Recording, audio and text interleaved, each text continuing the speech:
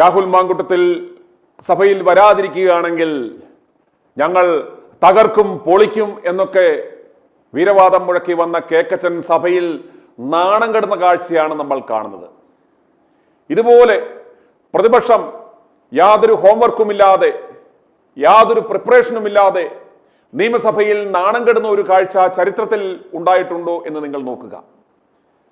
നമുക്കറിയാം, കേരള ജനത കഴിഞ്ഞ വർഷങ്ങളായി സമാനതകളില്ലാത്ത വിലക്കയറ്റത്തിന് സാക്ഷ്യം വഹിച്ചുകൊണ്ടിരിക്കുകയാണ്. ഉപ്പ് മുതൽ കർപ്പൂരം വരെ സകലമാന സാധനങ്ങൾക്കും നിത്യോപക സാധനങ്ങൾക്കും 10 മടങ്ങ് വില വർദ്ധിച്ചിരിക്കുകയാണ്. സാധാരണക്കാരന് ജീവിക്കുവാൻ യാതൊരു നിവൃത്തിയുമില്ലാതെ ഇരിക്കുന്ന ഈ അവസരത്തിൽ സാധാരണക്കാരനെ ബാധിക്കുന്ന ഈ വിഷയം നിയമസഭയിൽ വേണ്ട വിധം ചർച്ച ചെയ്യുവാൻ ഈ നാണക്കെട്ട പ്രതിപക്ഷത്തിന് ആയില്ല. വിലക്കയറ്റ വിഷയം ചർച്ച ചെയ്യുന്നതിന് എന്ന് പറഞ്ഞ് ഇവർ ഒരു അടിയന്തര പ്രമേയം അനുവദിക്കണം എന്ന് ആവശ്യപ്പെട്ടു. ഇവർ ഓർത്തു സർക്കാർ അനുവദിക്കത്തില്ല എന്ന്. നമുക്കറിയാം, ഒരു തൊഴിലാളി വർഗ ഒരു പാർട്ടിയാണ് ഭരിക്കുന്നത്. അന്നേരം ഈ ഒരു വിഷയത്തിൽ അടിയന്തര പ്രാധാന്യത്തോടെ ചർച്ച ചെയ്യണമെന്ന് ആവശ്യപ്പെട്ടാൽ ചർച്ച ചെയ്യാൻ അനുവദിച്ചില്ലെങ്കിൽ അത് സാധാരണ ജനങ്ങളിൽ ഒരു തെറ്റായ ധാരണയുണ്ടാക്കും എന്ന് കൃത്യമായി അറിയാവുന്ന ഇടതു സർക്കാർ ഇവരുടെ ആ ആവശ്യം അംഗീകരിച്ചു. ഞങ്ങൾ ചർച്ച ചെയ്യുവാൻ റെഡിയാണ്, ആ വിലക്കയറ്റ വിഷയം സംബന്ധിച്ച അടിയന്തര പ്രമേയം നിങ്ങൾ കൊണ്ടുവരൂ, ചർച്ച ചെയ്യാം എന്ന നിലപാട് സർക്കാർ എടുത്തു. എന്നാൽ യാതൊരു പ്രിപ്പറേഷനുമില്ലാതെ യാതൊരു ഹോംവർക്കുമില്ലാതെ വായിൽ തോന്നിയത് എന്തൊക്കെയോ കുറെ പ്രാപ്തിയില്ലാത്ത കുറെ MLA-മാർക്ക് വീതിച്ചു നൽകി ആരൊക്കെ എന്തൊക്കെ പറയണമെന്ന് പറഞ്ഞു. പക്ഷെ അതൊന്നും ഉദ്ദേശിക്കുന്ന രീതിയിൽ കാര്യപ്രസക്തമായ കാര്യങ്ങൾ നിയമസഭയിൽ ചർച്ച ചെയ്തില്ല.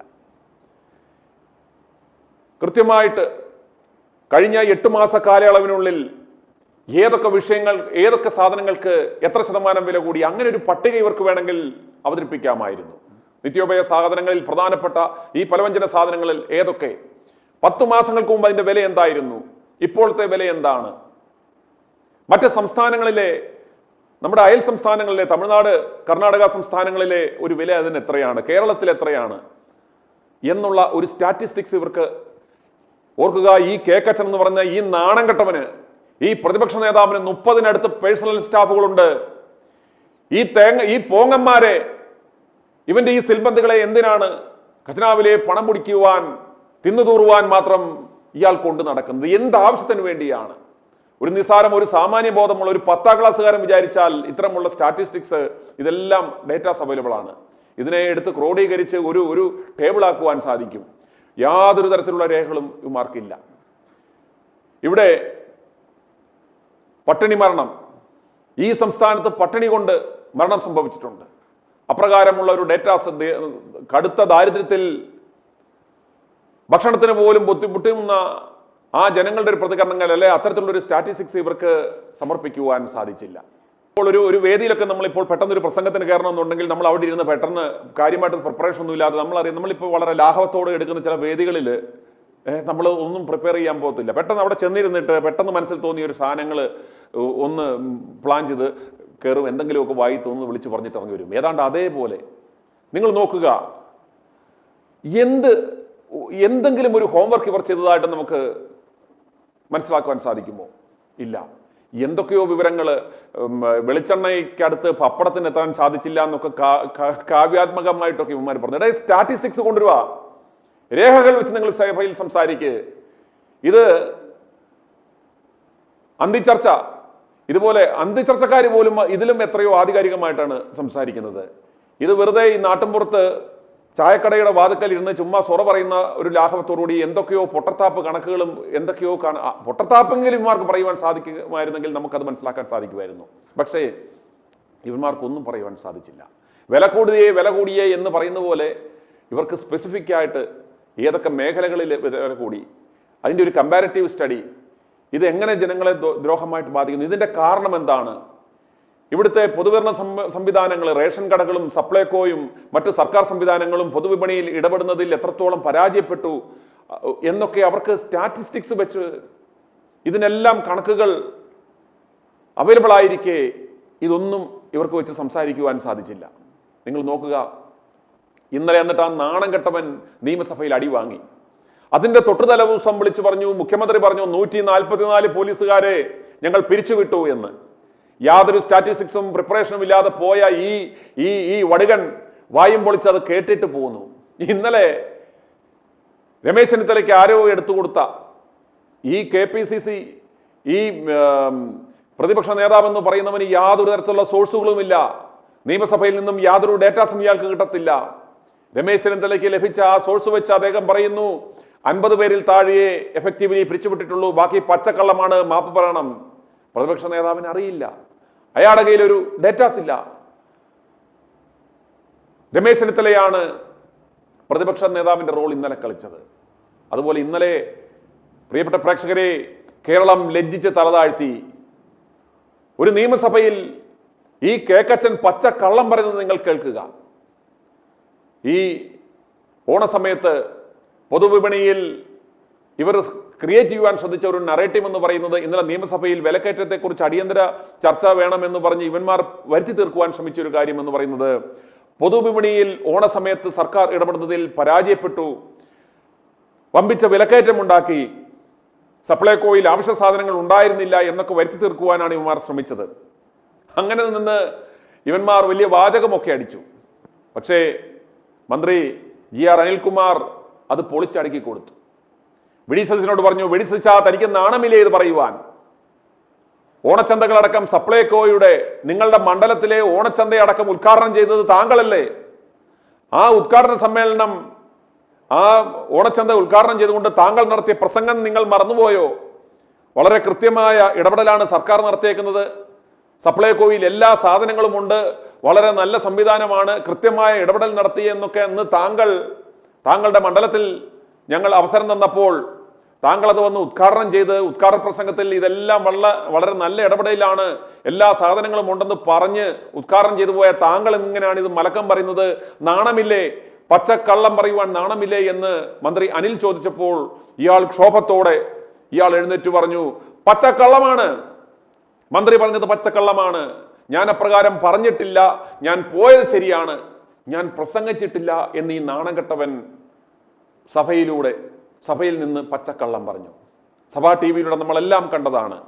ഓർക്കുക, യാതൊരു ഉളുപ്പുമില്ലാതെ ഇയാളുടെ ആ ബോഡി ലാംഗ്വേജ് കണ്ടാൽ പോലും ഇയാൾ എത്ര കള്ളനാണെന്ന് നിങ്ങൾ തിരിച്ചറിയുക. യാതൊരു ഉളുപ്പുമില്ലാതെ ഈ പച്ചക്കള്ളം ഇന്നലെ നിയമസഭയിൽ നിന്ന് ഇയാൾ പറഞ്ഞത് ഞങ്ങളിപ്പോൾ പൊളിക്കാൻ പോവുകയാണ്. ആദ്യം നമുക്ക് ആ വിഷ്വലുകൾ ഞങ്ങൾ പ്രേക്ഷകരുമായി പങ്കുവയ്ക്കുകയാണ്. ഇന്നലെ നിയമസഭയിൽ GR അനിൽകുമാർ പറഞ്ഞ ആ പ്രസ്താവന കാണുക. അതിനുശേഷം ഈ കേക്കച്ചൻ അതിനെ ഖണ്ഡിക്കുന്നതും അത് പച്ചക്കള്ളമാണെന്നും പറയുന്നത് ശ്രദ്ധിക്കുക. മൂന്നാമത് പറവൂരിൽ ഓണച്ചന്ത ഉദ്ഘാടനത്തിന് അദ്ദേഹം പോകുന്നതും അദ്ദേഹം ഞാൻ പ്രസംഗിച്ചിട്ടില്ല എന്ന് പറഞ്ഞവൻ അവിടെ നിന്ന് പ്രസംഗിക്കുന്നതും ആ പ്രസംഗിച്ചത് എന്താണെന്നും കേട്ടിട്ട് നമുക്ക് മടങ്ങി വരാം. ഇതിൽ നിന്ന് നമുക്ക് മനസ്സിലാക്കാം, ഈ കേക്കച്ചൻ എന്ന് പറഞ്ഞവന് യാതൊരു ബോധവുമില്ലാതെ ഇവന് ഇടതുപക്ഷത്തിന്റെ ജിഹ്വയായി ആ മണ്ഡലത്തിൽ ചെന്ന് ഇടതുപക്ഷത്തിന് വേണ്ടി അവർ നടത്തുന്ന ഒരു പരിപാടിയുടെ ഉദ്ഘാടനം നടത്തി അവർക്ക് വേണ്ടി സംസാരിച്ച് ഇന്ന് നിയമസഭയിൽ നാടകം കളിക്കുകയാണ് എന്ന് മനസ്സിലാക്കുവാൻ ഇതിൽ പരം മറ്റൊരു തെളിവും വേണ്ട. ആ ദൃശ്യങ്ങളിലേക്ക് പറവൂരിലെ അദ്ദേഹത്തിന്റെ നിയോജക മണ്ഡലത്തിലെ ഓണച്ചന്തയില് ഉദ്ഘാടനം ചെയ്തുകൊണ്ട് സംസാരിച്ചത് എല്ലാ സാധനങ്ങളും ഉണ്ടെന്നും നല്ല നിലയ്ക്കുള്ള ഇടപെടലാണ് ഇത്തവണ നടത്തിയെന്ന് പറഞ്ഞു. അതിന് അദ്ദേഹത്തിനോട് ഞാൻ നന്ദി പറയാണ് സാർ. അദ്ദേഹത്തിനോട് നന്ദി പറയുകയാണ്. ഗവൺമെന്റ് പ്രവർത്തനങ്ങളെ നന്ദി പറയുകയാണ്. ഏറ്റവും രസകരമായ കാര്യം, പച്ചക്കള്ളമാണ് ഈ മന്ത്രി പറഞ്ഞത്. ഞാൻ അവിടെ വിളക്കോലത്തി പോകുന്നതല്ലാതെ അവിടെ പ്രസംഗിച്ചിട്ടില്ല. പച്ചക്കള്ളം പറയണം. പറയില്ല. എനിക്ക് ആ വോയിസ് മെസ്സേജ് സാർ, ആ വോയിസ് മെസ്സേജ് ഞാൻ സഭ ചേർന്ന് നോക്കി പറയാം സാർ. അതിന്റെ വോയിസ് മെസ്സേജ് എന്റെ കയ്യിലുണ്ട്. ആ വോയിസ് മെസ്സേജ് ഞാൻ ഇന്ന് അദ്ദേഹത്തിന് ഫോർവേഡ് കൊടുക്കാം. അതിന് മറന്നുപോയതാണ്. എനിക്ക് വോയിസ് മെസ്സേജ് അയച്ചു തന്നത് അതേപടി ഞാൻ അങ്ങ് അദ്ദേഹത്തിന് അയച്ചു കൊടുക്കാം.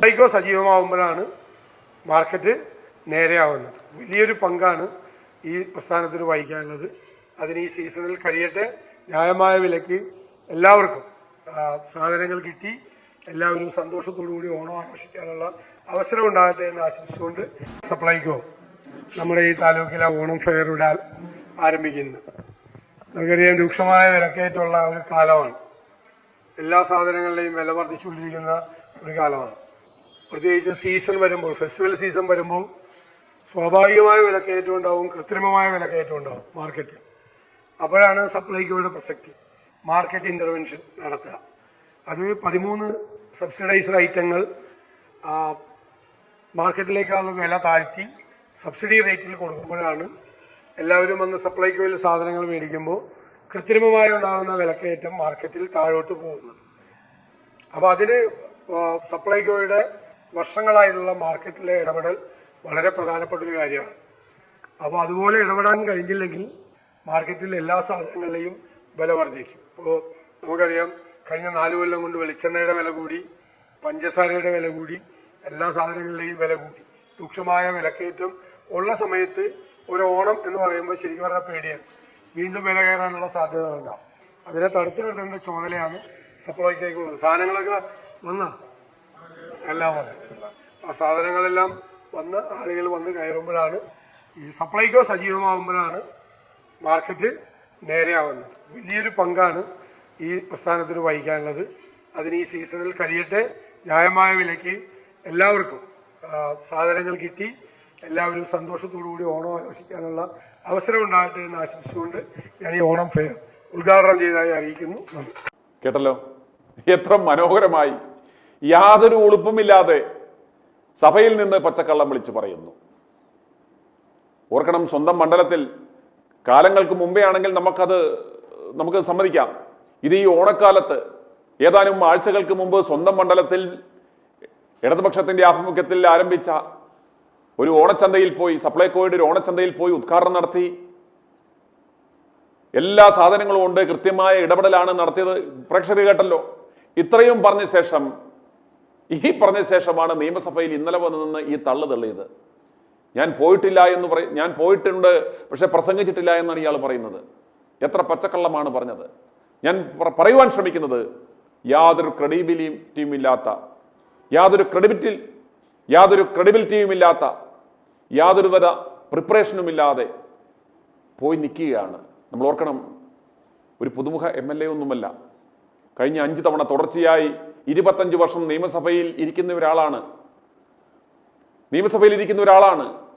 അന്നേരം എത്ര ലാഘവത്തോടെ ചുമ്മാ കയ്യും വീശി പാളയം ചന്തയിൽ മീൻ മേടിക്കാൻ പോകുന്ന പോലെയാണ് പ്രതിപക്ഷ നേതാവ് നിയമസഭാ സമ്മേളനത്തിന് വരുന്നത്.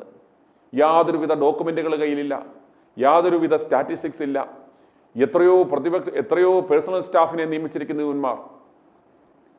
ഈ വിവരങ്ങളൊക്കെ തലേ ദിവസം ഒരു മണിക്കൂർ ഇരുന്നാൽ തന്നെ നിയമസഭയിൽ ഞെട്ടിക്കുന്ന രീതിയിലുള്ള സ്റ്റാറ്റിസ്റ്റിക്സ് വെച്ച് പ്രസന്റ് ചെയ്യാമെന്നിരിക്കെ യാതൊരു പ്രിപ്പറേഷനും ഇല്ലാതെയാണ് ഇവന്മാർ വരുന്നതെന്ന് ഓർക്കുക. പിന്നെ ബാക്കിയുള്ളതെല്ലാം ഈ പിള്ളേർ പിണങ്ങിപ്പോകുന്നത് പോലെ ഉത്തരം മുട്ടുമ്പോൾ ഇവന്മാർ ഇറങ്ങി അങ്ങ് പോകുന്നു. ഇതാണോ നിയമസഭാ സമ്മേളനം? ഇതിനു വേണ്ടിയാണോ ജനങ്ങൾ ഇവന്മാരെ തിരഞ്ഞെടുത്ത് നിയമസഭയിലേക്ക് അയക്കുന്നത്? ഒന്ന് ഓർക്കുക. സമ്മേളിക്കുമ്പോൾ ഇവന്മാർ ഓർത്തിരിക്കുന്നത് ഭരണപക്ഷത്തെ ചുമ്മാ ചീത്ത വിളിക്കുകയും ഒച്ചയും ബഹളവും വെക്കുകയും അട്ടഹാസം മുഴക്കി ചീത്ത വിളിച്ച് ബോയ്ക്കോട്ട് നടത്തുകയും എന്നിട്ട് അതിനുശേഷം കാത്തു നിൽക്കുന്ന യുവന്മാരുടെ സിൻഡിക്കേറ്റ് മാധ്യമങ്ങളുടെ മുന്നിൽ എന്തെങ്കിലുമൊക്കെ തട്ടിവിട്ടിട്ട് പോയി 12 മണിയാകുമ്പോൾ എവിടെങ്കിലും കേക്ക് മുറിക്കാനും കേക്ക് നിൽക്കാനും പോകുന്നതാണോ പ്രതിപക്ഷത്തിന്റെ ചുമതല എന്ന് നമ്മൾ ചിന്തിക്കേണ്ടിയിരിക്കുന്നു. എന്നാൽ ഈ വിഷയത്തെയൊക്കെ നല്ല മാറ്റർ ഓഫ് ഫാക്റ്റായി, പ്രൊഫഷണലായി, കുറിക്കൊള്ളുന്ന രീതിയിൽ പ്രസന്റ് ചെയ്യുവാൻ കഴിവുള്ള രാഹുൽ മാങ്കൂട്ടത്തെയും ഒക്കെ പോലെയുള്ള മിടുക്കന്മാരായ MLA ഒതുക്കിയ ശേഷമാണ് ഈ ഒതുക്കീശൻ, ഈ ശേഷിയില്ലാത്തവൻ ഈ പണികൾ ചെയ്യുന്നത് എന്ന് നിങ്ങൾ മനസ്സിലാക്കണം. എന്നിട്ട് ഗുണവും മണവും ഇല്ലാത്ത പ്രസ്താവനകൾ നടത്തുകയാണ്. അത് മാധ്യമങ്ങൾ എടുത്തിട്ട് അലക്കുകയാണ്. ഒരു ടൈം വേസ്റ്റിംഗ് എക്സസൈസ് എന്നതിലുപരി ഇവന്മാർ ഇവിടെ ഒന്നും ചെയ്യുന്നില്ല എന്ന് മനസ്സിലാക്കുക. ഏറ്റവും വലിയ തമാശ എന്ന് പറയുന്നത്, രാഹുൽ മാങ്കൂട്ടത്തിൽ സത്യം പറഞ്ഞാൽ രാഹുലിന് സന്തോഷിക്കാം. രാഹുൽ ഇനി എങ്ങാനും നിയമസഭയിൽ വന്നിരിക്കുകയായിരുന്നുവെങ്കിൽ ഇവന്മാർ ഈ പഴി മൊത്തം രാഹുലിന്റെ മണ്ടയിൽ ചുമന്ന് കെട്ടിവെച്ചേനെയും. ഈ അവസാന നിമിഷം ഞങ്ങൾ വമ്പിച്ച പ്ലാനുകളും പദ്ധതികളും ഒക്കെ ഉണ്ടാക്കി വെച്ചിരിക്കുകയായിരുന്നു, സഭയിൽ ശക്തമായ വാദപ്രതിവാദങ്ങൾ ഞങ്ങൾ നടത്തിയേനെയും ശക്തമായ ഇടപെടൽ നടത്തിയേനെയും സർക്കാരിനെ മുട്ടുകുത്തിച്ചേനെയും എന്നൊക്കെ ഇവന്മാർ വീമ്പിളക്കിയേനെയും. ഇപ്പോൾ കണ്ടോ, കീറിപ്പറഞ്ഞ് നിയമസഭ ഇത്രയും ദിവസമായി കൂടിയിട്ട് എന്തെങ്കിലും ഒരു കാര്യത്തിൽ ഒരു നടപടി ഉണ്ടായോ? ലോകമർദ്ദന വിഷയന്മാർ എടുത്തിട്ടു, എന്തെങ്കിലും സംഭവിച്ചോ? പിണറായി സർക്കാർ ഏത് നിലപാടിലാണോ നിന്നത് ആ നിലപാടിൽ നിന്നും അണുവിട അങ്ങോട്ടോ ഇങ്ങോട്ടോ മാറിയിട്ടില്ല. ഇവന്മാർ കാറിക്കൂവി ഇറങ്ങിപ്പോയി. അതുപോലെ ഇന്നലെ വിലക്കയറ്റവുമായി ബന്ധപ്പെടുത്തി ഇവന്മാർ വലിയ ചർച്ച കൊണ്ടുവന്നു. എന്തെങ്കിലും ഒരു ഇമ്പാക്റ്റ് ഉണ്ടാക്കാൻ പറ്റിയോ? ഇവൻ സഭയിൽ നാണം കെട്ടു, പച്ച കള്ളമാണ് വിളിച്ചു പറഞ്ഞത് എന്ന് ജനങ്ങൾ തിരിച്ചറിഞ്ഞു. അതുപോലെ സഭയിൽ ഇതുപോലെ നാണം കെടുമ്പോൾ ഇട്ട് ചവിട്ടിക്കൂട്ടുന്നത് കണ്ട് മൃതപ്രായനായിരിക്കുന്ന AK ആന്റണി പോലും, അത്രയും അവശനിലയിൽ കിടക്കുന്ന AK ആന്റണി പോലും എഴുന്നേറ്റ് വന്നെന്ന് ഇവന്മാരെ രക്ഷിക്കാൻ ഒരു രക്ഷാപ്രവർത്തനം നടത്തുവാൻ ഒരു ശ്രമം നടത്തി. കേക്കച്ചൻ കൊണ്ടുവന്നതാണ്. പക്ഷേ അത് ബൂമറാങ്ങായി പോയി. നിയമസഭയിൽ ഭരണപക്ഷത്തിനടുത്ത് അടിക്കുവാനുള്ള കത്തി അയാൾ കൊടുത്തിട്ട് പോയി. അയാൾ പബ്ലിക്കിന്റെ മുന്നിൽ ഒരു കൺഫെഷൻ നടത്തിയിട്ട് തിരിച്ചുപോയി. ചുരുക്കം പറഞ്ഞാൽ നിയമസഭ കൂടി ഇത്രയും ദിവസങ്ങൾ പിന്നിടുമ്പോൾ രാഹുൽ മാങ്കൂട്ടത്തിൽ വന്നത് മാത്രമാണ് സത്യം പറഞ്ഞാൽ അവിടെ ഒരു ശ്രദ്ധേയമായൊരു സംഭവം ഉണ്ടായത്.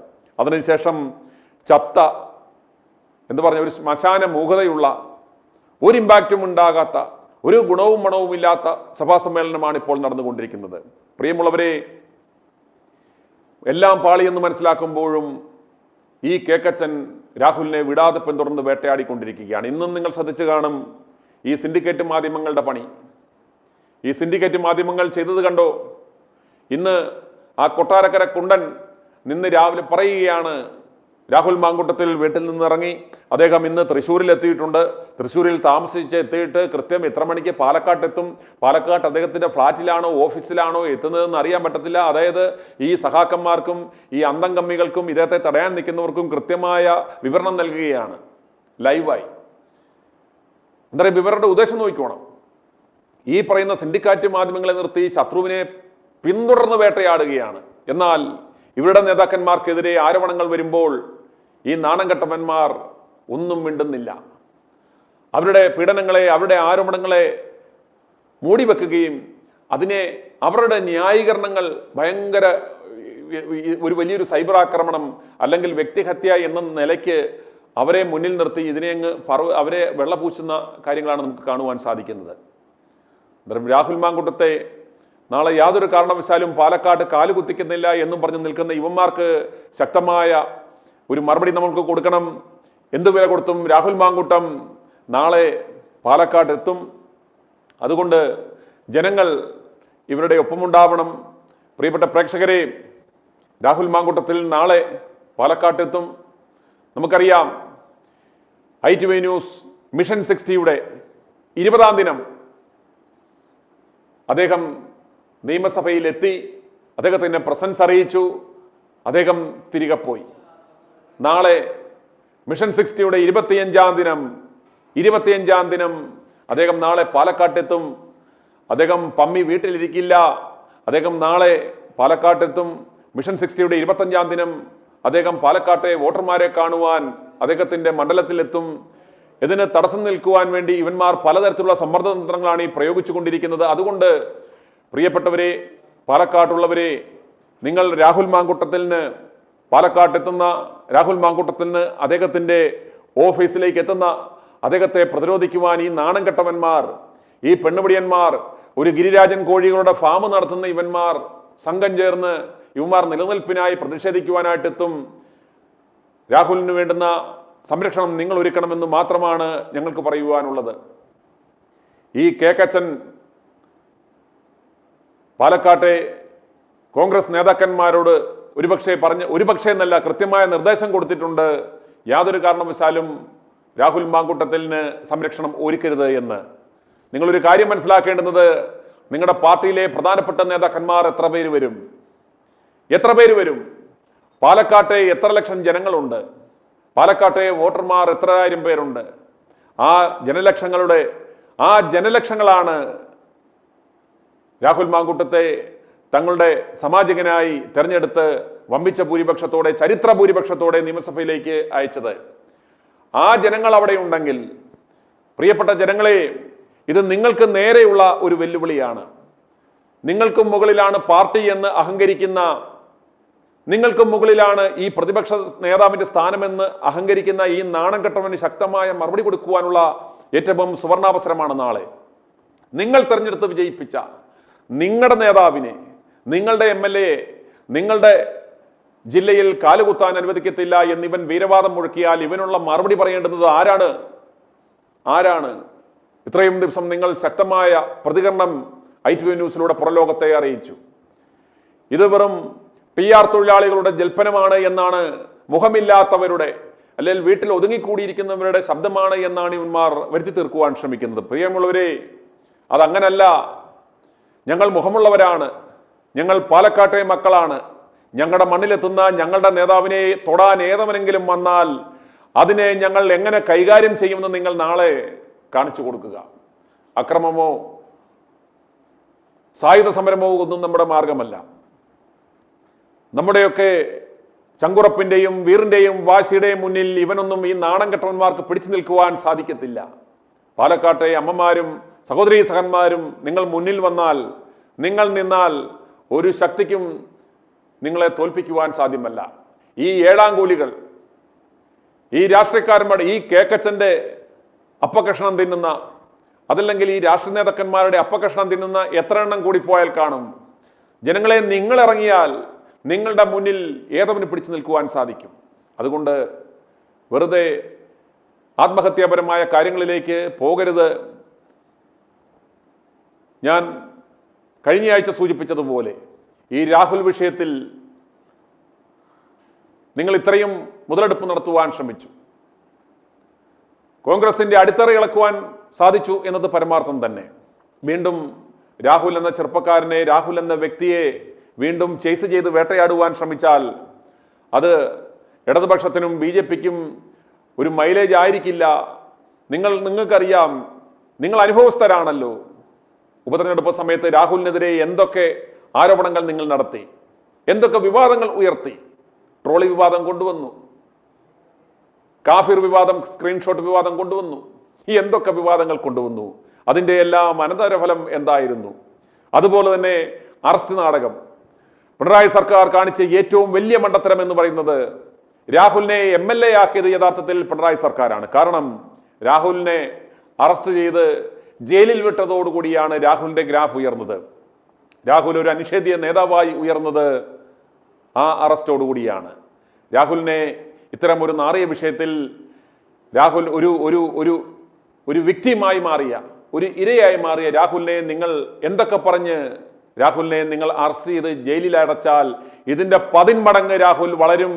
നിങ്ങൾ രാഹുലിനെ എങ്ങനെ MLA ആക്കിയോ ആ MLA ആക്കിയ രാഹുലിനെ നിങ്ങൾ ഒരു മുഖ്യമന്ത്രിയാക്കാനുള്ള പ്രവർത്തനമായിരിക്കും നിങ്ങൾ നാളെ രാഹുലിനെ അറസ്റ്റ് ചെയ്താൽ ഉണ്ടാകാൻ പോകുന്നത്. രാഹുലിനെ ഏതെങ്കിലും തരത്തിൽ ഇനി ദ്രോഹിക്കുവാൻ ശ്രമിക്കുന്നവർക്ക്, രാഹുലിനെതിരെ നിൽക്കുന്നവർക്ക് നിങ്ങൾ നോക്കുക, മാധ്യമങ്ങളുടെ കാര്യങ്ങൾ തന്നെ നോക്കുക. രാഹുലിനെതിരെ വ്യാജ വാർത്ത കൊടുത്ത മാധ്യമങ്ങളുടെ അവസ്ഥ ഇപ്പോൾ എന്താണ്? ടാം റൈറ്റിംഗ് എവിടെയാണ്? ഏഷ്യനെറ്റ് അടക്കമുള്ള മാധ്യമങ്ങളുടെ വ്യൂവർഷിപ്പ് എവിടെ പോയി? ഈ മുഖ്യധാരാ മാധ്യമങ്ങൾ എന്ന് പറഞ്ഞ ഈ അടുപ്പുകൂട്ടി ചർച്ചക്കാരന്മാരെ, കാശ് കൊടുത്ത് PR വർക്ക് ചെയ്യുന്നവന്മാരെ വെച്ച് ചർച്ചകൾ നടത്തി ജനവികാരം പോളറൈസ് ചെയ്യുവാൻ നോക്കിയ മാധ്യമങ്ങൾ കൊടുക്കും എന്ത് സംഭവിച്ചു? എല്ലാവരുടെയും വ്യൂവർഷിപ്പ് കൂപ്പുകുത്തുന്ന കാഴ്ചയാണ് നമുക്ക് കാണുവാൻ സാധിക്കുന്നത്. കാരണം സത്യം ജനങ്ങൾക്ക് അറിയുവാൻ മാർഗമുണ്ട്. ITV ന്യൂസിലൂടെ, ഒരു ചെറിയ മാധ്യമമാണെങ്കിലും ഞങ്ങളിലൂടെ ജനങ്ങൾ സത്യം മനസ്സിലാക്കുന്നു. ആ സത്യം മനസ്സിലാക്കുന്ന ജനങ്ങൾ സത്യത്തോടൊപ്പം നിൽക്കുന്നു. ഇത്തരം കള്ളവാർത്തകൾ പ്രചരിപ്പിക്കുന്നവരെ, ഇത്തരം പ്രൊപ്പഗണ്ടകൾ നടത്തുന്ന രാഷ്ട്രീയക്കാരന്മാരെ അവർ ഒറ്റപ്പെടുത്തുന്നു. അതുകൊണ്ട് രാഹുലിനെ നിങ്ങൾ എന്തിനു തടയണം? രാഹുലിനെ നിങ്ങൾ എന്തിനു തടയണം? ജനങ്ങൾ ചോദിക്കുന്ന ഈ കള്ളവാർത്തകൾ, വ്യാജവാർത്തകൾ റിപ്പോർട്ട് ചെയ്യുന്ന, രാഹുലിനെ ക്രൂശിക്കുവാൻ ശ്രമിക്കുന്ന മാധ്യമങ്ങളോട്, രാഹുലിനെ വേട്ടയാടി ഇല്ലാതാക്കുവാൻ ശ്രമിക്കുന്ന രാഷ്ട്രീയ നേതാക്കന്മാരോട്, ഇവിടുത്തെ സാധാരണ ജനങ്ങൾക്ക് ചോദിക്കുവാനുള്ള ചോദ്യം, ഈ മിഷൻ 60യുടെ 24ാം ദിനത്തിൽ ITV ന്യൂസിലൂടെ ചോദിക്കുവാനുള്ള ചോദ്യങ്ങൾ ഇതാണ്: രാഹുൽ ചെയ്ത തെറ്റെന്താണ്? രാഹുൽ ചെയ്ത തെറ്റെന്താണ്? രാഹുലിന്റെ യൂത്ത് കോൺഗ്രസ് അധ്യക്ഷ സ്ഥാനം എടുത്തു മാറ്റുവാൻ തക്ക, രാഹുലിന്റെ പാർട്ടിയുടെ പ്രാഥമിക അംഗത്വം സസ്പെൻഡ് ചെയ്യുവാൻ തക്ക, അദ്ദേഹത്തെ ഇത്രയും വെറുക്കപ്പെട്ടവനും നികൃഷ്ടവനുമായി പ്രഖ്യാപിക്കാൻ തക്ക, നിയമസഭയിൽ അദ്ദേഹം പ്രവേശിക്കരുത് എന്ന് രേഖാമൂലം നൽകുവാൻ തക്ക, നിയമസഭയിലെത്തിയാൽ അദ്ദേഹത്തെ സെപ്പറേറ്റായി ഞങ്ങളുടെ കൂടെ പാർലമെന്ററി പാർട്ടിയിൽ നിന്നും പുറത്താക്കി മറ്റൊരു ബ്ലോക്കിലിരുത്തണമെന്ന് പറയുവാൻ തക്ക എന്ത് തെറ്റാണ് ഈ മിഷൻ 60യുടെ 24ാം ദിനത്തിലും നിങ്ങളുടെ മുന്നിലുള്ള നാണം കെട്ടവനെ? നിന്റെ ബോധ്യം, മറ്റേടത്തെ ബോധ്യം, നിലപാട്, എവിടെ എത്തി നിൽക്കുന്നു നിന്റെ നിലപാടും നിന്റെ ബോധ്യവും നിന്റെ ഇമേജും? എന്തിന്റെ ബോധ്യത്തിൽ? ആരുടെ ബോധ്യത്തിൽ? ഈ ജനങ്ങളോട്, ഈ ജനകോടികളോട് കേക്കച്ച നാണം കെട്ടവനെ കോൺഗ്രസ് നേതൃത്വമേ, വെറും കളിപ്പാട്ടമായി മാറിയ കെ പി സി സി അധ്യക്ഷ സ്ഥാനത്തിരിക്കുന്ന ആ കളിപ്പാവയോട് ഞങ്ങൾക്ക് ചോദിക്കുവാനുള്ളത്, ഇത്രയും ദിവസം എത്തി നിൽക്കുമ്പോഴും ഒരു സർക്കാർ മുഴുവനും വിചാരിച്ചു, സകല സർക്കാർ സംവിധാനങ്ങളും പോലീസ് സംവിധാനങ്ങളും ഇടതുപക്ഷത്തിന്റെ സംവിധാനങ്ങളും കേക്കച്ചന്റെ സംവിധാനങ്ങളും പ്രതിയോഗികളുടെയും സ്വന്തം കൂടെ നിന്ന് ചതിച്ചവന്മാരുടെയും കട്ടപ്പന്മാരുടെയും എല്ലാം എഫേർട്ടിലും ഉണ്ടായിട്ടും നാളിതുവരെയായിട്ടും നിങ്ങൾക്ക് എന്ത് തെളിവ് രാഹുലിനെതിരെ പറയുവാൻ പറ്റും? എന്ത് തെളിവ്? പിന്നെ എന്തിൻ്റെ അടിസ്ഥാനത്തിലാണ് പുറകെ പോയി വേട്ടയാടുന്നത്? ഒരു അമ്പലത്തിൽ പോകാൻ പറ്റത്തില്ല, ഒരു ബാത്റൂമിൽ കയറാൻ പറ്റത്തില്ല, ഒരു പെട്രോൾ പമ്പിൽ ഇറങ്ങി ബാത്റൂമിൽ ക്യാമറയുമായിട്ട് നിൽക്കുവാണ് ഈ നാണം കെട്ട മോന്മാർ. അവസാനം എന്തായി? ഇതെല്ലാം രാഹുലിൻ്റെ ഒരു പ്രൊമോഷൻ, രാഹുലിൻ്റെ മൈലേജ് വർദ്ധിപ്പിക്കുവാനുള്ള നിന്റെയൊക്കെ ചെലവിൽ നീയൊക്കെ എറിഞ്ഞ കല്ലുകൾ വെച്ച്, നീയൊക്കെ എറിഞ്ഞ കല്ലുകൾ എടുത്ത് രാഹുൽ ഒരു കൊട്ടാരം പണിതു. ആ കൊട്ടാരത്തിൽ രാഹുൽ രാജാവായി വാഴുന്നത് നീയൊക്കെ കാണും. ആ എറിഞ്ഞ ഓരോ കല്ലുകളും അദ്ദേഹം എടുത്ത് സൂക്ഷിച്ചു വെച്ച് തൻ്റെ കൊട്ടാരത്തിൻ്റെ ഭിത്തികൾ പണിതുകൊണ്ടിരിക്കുകയാണ്. ആ കൊട്ടാരത്തിൽ രാജകുമാരനായി വാഴുന്ന കാഴ്ച ഈ എറിഞ്ഞവന്മാർ കാണുന്ന അവസ്ഥ ഇവിടെ ഉണ്ടാകും. പ്രിയപ്പെട്ടവരെ, നമ്മൾ ആ ചോദ്യം ഇവരോട് ചോദിച്ചുകൊണ്ടേയിരിക്കുക, നമ്മുടെ ശബ്ദം മുഴങ്ങിക്കൊണ്ടേയിരിക്കുക. എന്തിന് രാഹുലിനെ നിങ്ങൾ വേട്ടയാടുന്നു? ഇത് പറയുമ്പോഴും ഇവിടുത്തെ ജനങ്ങളും ഞങ്ങളും വിശ്വസിക്കുന്നു. അത് പറയുന്നതിൽ യാതൊരു ഉളുപ്പും ഞങ്ങൾക്കില്ല, അല്ലെ ഞങ്ങൾക്ക് അതിനകത്തൊരു മടി കാണിക്കേണ്ട ആവശ്യമില്ല. രാഹുൽ പരിശുദ്ധനാണെന്ന് ഞങ്ങൾ കരുതുന്നില്ല. രാഹുൽ ആ വിഷയത്തെക്കുറിച്ച് അത് പറയേണ്ടത് രാഹുലാണ്. രാഹുൽ പറഞ്ഞില്ലെങ്കിൽ പോലും അദ്ദേഹത്തിന് സ്ത്രീകളുമായി ബന്ധമുണ്ടാവാം, സൗഹൃദങ്ങളുണ്ടാവാം, പല കാര്യങ്ങളുണ്ടാവാം. അതെല്ലാം അദ്ദേഹത്തിനൊരു അലങ്കാരം എന്ന നിലയ്ക്കാണ് ഞങ്ങളതിനെ കാണുന്നത്. ഇവിടെ നാണം കെട്ടവന്മാരെ, ഈ ഷണ്ടന്മാരുടെ ഇടയ്ക്ക് ഒരു ആൺകുട്ടി എന്ന നിലയ്ക്കാണ് അദ്ദേഹത്തെ ഇവിടെയുള്ള ജനങ്ങൾ ഇഷ്ടപ്പെടുന്നത്. അതുകൊണ്ട് എന്തൊക്കെ ആരോപണങ്ങൾ നടത്തിയാലും, എന്തൊക്കെ കുറ്റങ്ങൾ ആരോപിക്കാൻ ശ്രമിച്ചാലും അതൊന്നും വിലപ്പോകില്ല. രാഹുലിന് വേണ്ടി, രാഹുലിനോടൊപ്പം ഇവിടെയുള്ള ജനങ്ങൾ നിൽക്കും. ITV ന്യൂസിലൂടെ ആ ഐക്യദാർഢ്യം മുഴങ്ങൽ കേൾക്കും. രാഹുൽ സഭയിൽ എത്തുന്നത് വരെ പ്രിയമുള്ളവരെ നമുക്ക് വിശ്രമമില്ല. വളഞ്ഞിട്ട് ഇവിടെയുള്ള സകല സിൻഡിക്കേറ്റ് മാധ്യമങ്ങളും ഈ നിമിഷം മുതൽ അദ്ദേഹം പാലക്കാട്ട് പ്രവേശിക്കാതിരിക്കുവാനുള്ള ക്രമീകരണങ്ങളാണ് നടത്തുന്നത്. കേക്കച്ചൻ എന്ത് വില കൊടുത്തും ഇദ്ദേഹത്തെ ഒരു മോബറ്റായിക്ക് നടത്തി ഇല്ലായ്മ ചെയ്യുവാനുള്ള ക്രമീകരണങ്ങൾ വരെ ചെയ്തിട്ടുണ്ടെന്നാണ് അറിയുന്നത്.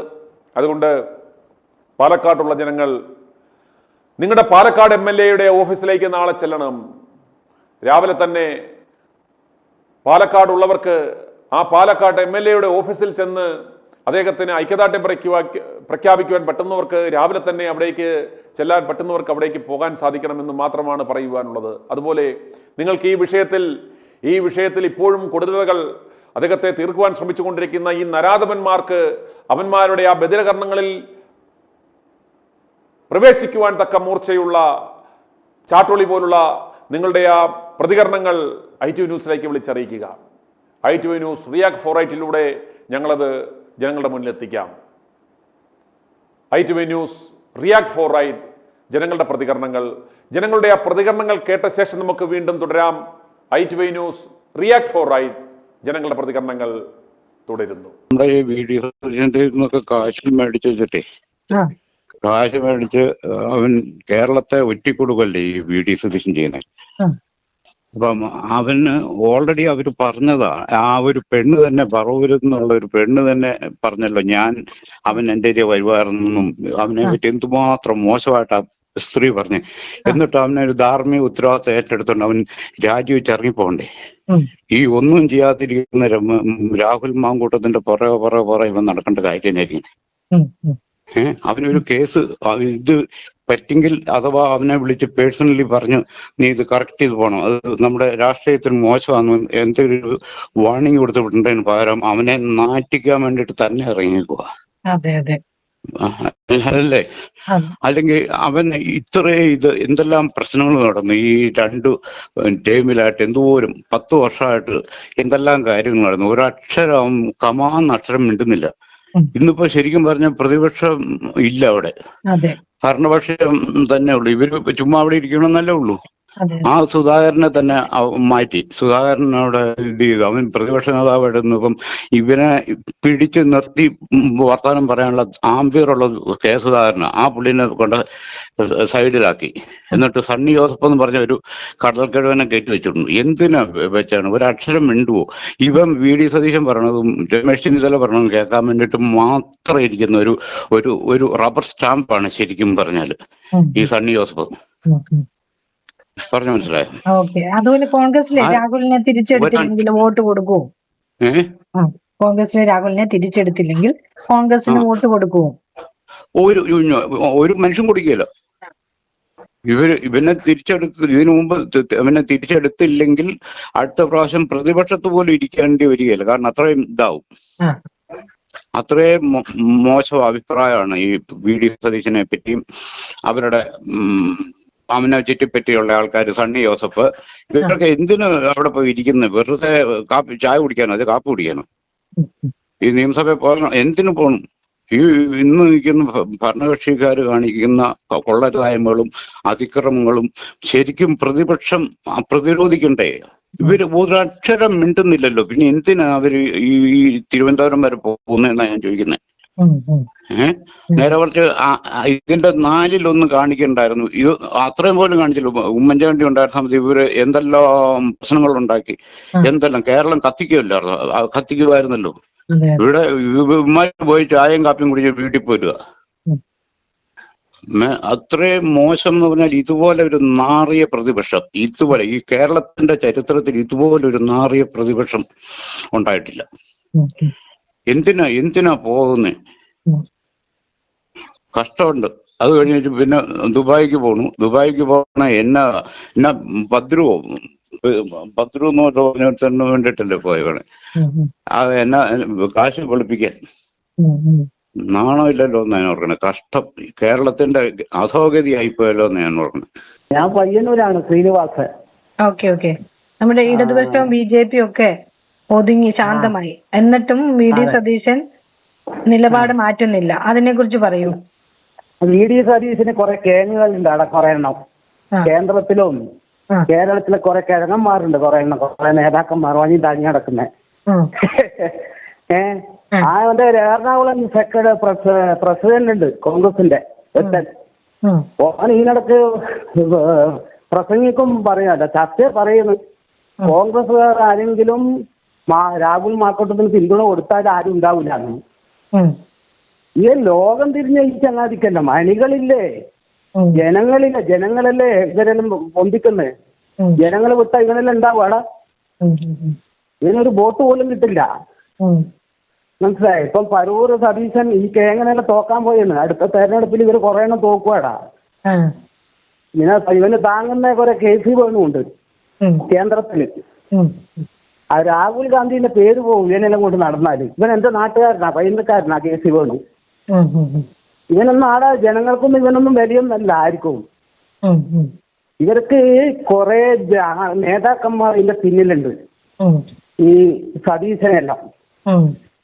മനസ്സിലായോ? കെ സുധാകരനെല്ലാം എന്തൊക്കെയാ അയാൾ ചെയ്തത്? അന്ന് ആ ചാനൽ ചർച്ചയിൽ ഒരു പ്രസംഗത്തിന് മൈക്ക് അങ്ങോട്ട് മാറ്റുമ്പം അയാളെ കളി. ഇപ്പൊ അയാളെ ആ നിയമസഭയിൽ മിനിയാന്ന് പ്രസംഗിക്കുമ്പോ ആ കളി കണ്ടില്ല. ഞാനാണെല്ലാം അതിനില്ല കുറെ ആൾക്കാർ ഇയാളെ പിന്നെ കുറെ ഉണ്ട്. നമ്മളെല്ലാം കോൺഗ്രസിന്റെ പ്രവർത്തകനാണ്, നമുക്ക് ഇവരെ കൊണ്ട് ഒരു കാര്യവുമില്ല. മനസ്സിലായില്ല? പക്ഷെ യുവാക്കളുണ്ട് നല്ല. അതിന് നമ്മുടെ ഷാബി പറമ്പില്, രാഹുൽ മാക്കൂട്ട, അബിൻ വർക്കി, മറ്റേ സന്ദീപ് വാര്യർ, എത്ര യുവാക്കളുണ്ട്. അതിൽ കെ സുധാകരനെല്ലാം പ്രായമായാലും അയാൾ ജനങ്ങൾക്ക് അയാളെല്ലാം ഇഷ്ടമാണ്. അയാളെല്ലാം നല്ല ഇവര് അയാളെ പിന്നിലുണ്ടായാൽ മതി ഇവരെല്ലാം. അതുപോലെ കോൺഗ്രസിലെ രാഹുലിനെ എടുത്തില്ലെങ്കിൽ കോൺഗ്രസിന് വോട്ട് ചെയ്യുവോ? ഇല്ല, വോട്ട് ചെയ്യില്ല. ആരും ചെയ്യല്? ആരും ചെയ്യില്ല.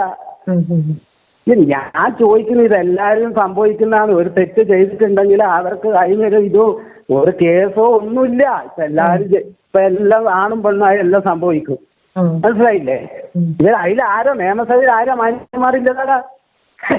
അവിടെ കൊലയാളിയെ പോയിട്ട് കൊലയാളി വരെ അവിടെ നിയമസഭയിലുണ്ട്. കൊലയാളി കൊല ചെയ്യനും 75 വയസ്സിലോനും എല്ലാം ഇങ്ങനത്തെ നാറികളായി അടിയില്ലത്. എന്നിട്ട് ഈ എന്ത് വകുപ്പിലാന്ന് വെച്ചാൽ എന്തെങ്കിലും തെറ്റുണ്ടെങ്കിൽ അതിലെ പോലീസുകാർ വന്ന് ആക്ഷൻ എടുത്തിട്ട് ജയിലിലടക്കുക എന്ന് നമുക്ക് പറയാം. ഒന്നും ഇല്ലാണ്ട് നല്ല രീതി പോയതാണ്. നന്നായി ആ കേസുകാരന് തന്നെ കൂടി നന്നായി പോയത്. ഇപ്പൊ ഒന്നെല്ലാം പോയില്ലേ, തൊലച്ചില്ലേ. ഇനി ആറ് എന്താക്കാനാ? പിണറായിക്ക് ലക്കിയടിച്ചു. പണ്ട് കൊറോണ കാലത്താണ് പിണറായി ആദ്യം വന്നത്. ഇപ്പൊ ആദ്യം ലക്കിയടിച്ചു. അയാള് ഭാഗ്യവാനാണ്. ഇതെല്ലാം കൊണ്ട് നമ്മളെല്ലാം പറഞ്ഞാൽ ഇത് ജീവിക്കുന്ന ഇവരെ കൊണ്ട് ഒരു കാര്യം നമുക്കില്ല. ഞാൻ പണ്ട് മണ്ഡല യൂത്ത് കോൺഗ്രസിന്റെ പ്രസിഡന്റ് എല്ലാം ആയതാണ്. നമ്മളിപ്പോ 56 വയസ്സായി എനിക്ക്. ഞാനൊന്നും ഇപ്പം ഇങ്ങനെ, പക്ഷെ നമ്മ ഇപ്പൊ കോൺഗ്രസ് തന്നെ കേട്ടാ. വേറെ ഒരു പാർട്ടിയിലും നമ്മൾ പോകില്ല, മരിക്കുന്നവരെ പോകില്ല. പക്ഷെ ഇവരെ കൊണ്ടൊന്നും ഒരു കാര്യമില്ല. ഇവരെന്ന് പറഞ്ഞാൽ ആ സതീശനോ മുഖ്യമന്ത്രി കുപ്പായിട്ടിട്ട് രമേശ് ചെന്നിത്തല, സതീശൻ കുറെ ആളിപ്പോ കുപ്പായി ഇട്ട് അടക്കിയ. രമേശ് ചെന്നിത്തലൊക്കെ മുമ്പേ കുപ്പായിട്ട് നടന്നിട്ട് കിട്ടിയിട്ടില്ല. ഇനിയിപ്പോ ആദ്യം ഇതെല്ലാം പോയില്ല. ഇനി കുപ്പായിട്ട് നടന്നിട്ട് ഒരു കാര്യമില്ല. സ്ഥിതിഗതി അയാളാണ് ഇതെല്ലാം എന്ന് പറഞ്ഞാല് സതീശന്റെ അതിന് പിന്നില് ആ കുറെ ആളുണ്ട്. ഇപ്പൊ ഉണ്ട് കുറെ നേതാക്കന്മാരുണ്ട് പിന്നില്. ഇപ്പം സതീശന്റെ കുറച്ച് ആൾക്കാരുണ്ട്, രമേശ് ചെന്നിത്തലിന്റെ കുറച്ചാളുണ്ട്. ഇങ്ങനെ കുറെ അണികളുണ്ട്. അണികളല്ല, ഇവരെ നേതാവാൻ നിൽക്കുന്ന കുറെ എണ്ണുണ്ട്. അടുത്ത MLA ആവാനും കുറെ ആൾ അവരെ കൂടി അടയ്ക്കാം. i2i News, an eye for truth. i2i News subscribe ചെയ്തിട്ടില്ലാത്തവർ ഇപ്പോൾ തന്നെ സബ്സ്ക്രൈബ് ചെയ്യുക. നോട്ടിഫിക്കേഷൻ ലഭിക്കുവാൻ ബെൽ ബട്ടണും അമർത്തുക.